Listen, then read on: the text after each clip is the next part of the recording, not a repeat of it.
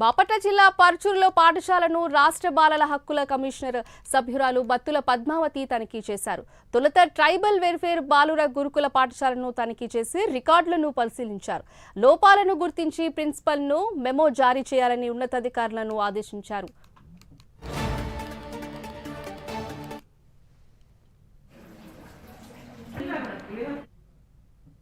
Call for చేస్తున్నాం. Hindi teacher రోజు రెగ్యులర్గా ఎందుకు కొడుతున్నాడు అనే విషయం మీద, అలాగే ఈ ఫుడ్కు సంబంధించినటువంటివి ఏవైతే లోపాలు ఉన్నాయో వాటి మీద కూడా మేము షోకాజ్ నోటీసులు ఇవ్వమని కూడా నేను ట్రైబల్ జిల్లా అధికారిని కూడా ఆదేశించడం అయింది. ఇవన్నీ కూడా మేము ఇప్పుడు ఏవైతే ఐడెంటిఫై చేసామో ఇష్యూస్ అన్నీ కూడా పిల్లలు మాకు లెటర్ పూర్వకంగా రాశారు. అట్లనే కమిషన్కి మెయిల్ పెట్టారు పేరెంట్స్.